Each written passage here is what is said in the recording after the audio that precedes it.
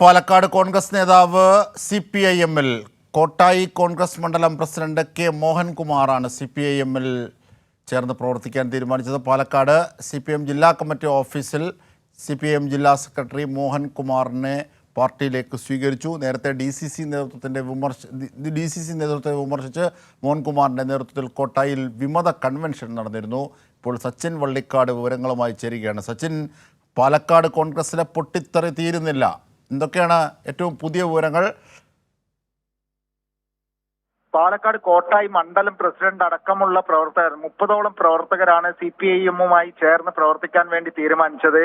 ഇതിന്റെ ഭാഗമായിട്ട് ഇന്ന് രാവിലെ പാലക്കാട് CPIM ജില്ലാ കമ്മിറ്റി ഓഫീസിലെത്തിയ കോൺഗ്രസ് പ്രവർത്തകരെ CPIM ജില്ലാ സെക്രട്ടറി EN സുരേഷ് ബാബു അടക്കമുള്ള നേതാക്കൾ ചുവന്ന ഷാൾ അണിയിച്ച് സ്വീകരിക്കുകയായിരുന്നു. 30ഓളം പ്രവർത്തകരാണ് പാലക്കാട് കോട്ടായിൽ നിന്നും CPIM-മായി ചേർന്ന് പ്രവർത്തിക്കാൻ തീരുമാനിച്ചത്. പാലക്കാട് ജില്ലയിലെ കോൺഗ്രസിന്റെ DCCയുടെ നിലപാടുകൾക്കെതിരെയാണ് ഇവർ പ്രവർത്തിച്ചത്. ഇതിന്റെ ഭാഗമായി നിരവധി പരാതികൾ DCC നേതൃത്വത്തിന് എതിരെ സംസ്ഥാന കോൺഗ്രസ് കമ്മിറ്റിക്കും അതുപോലെ തന്നെ ദീപാദാസ് മുൻഷി അടക്കമുള്ള AICC സെക്രട്ടറിക്കും പരാതി നൽകിയിരുന്നു.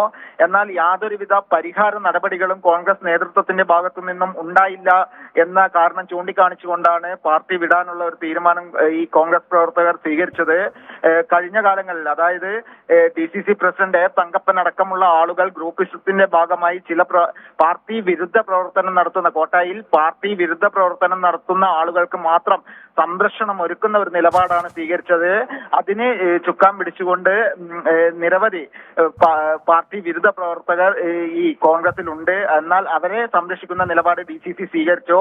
ഷാഫി പറമ്പിൽ അടക്കമുള്ള ആളുകൾ വലിയ രീതിയിലുള്ള വർഗീയത പറഞ്ഞുകൊണ്ടാണ് പാലക്കാട് പ്രവർത്തിക്കുന്നത് എന്ന കാര്യവും രാജിവെച്ച മണ്ഡലം പ്രസിഡന്റ് കെ മോഹൻകുമാർ മാധ്യമങ്ങളോട് പങ്കുവച്ചിട്ടുണ്ട്.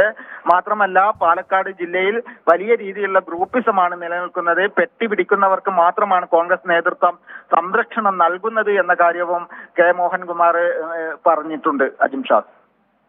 ശരി, സച്ചിൻ വള്ളിക്കാടാണ് വിവരങ്ങൾ, വിശദാംശങ്ങൾ നൽകിയത്.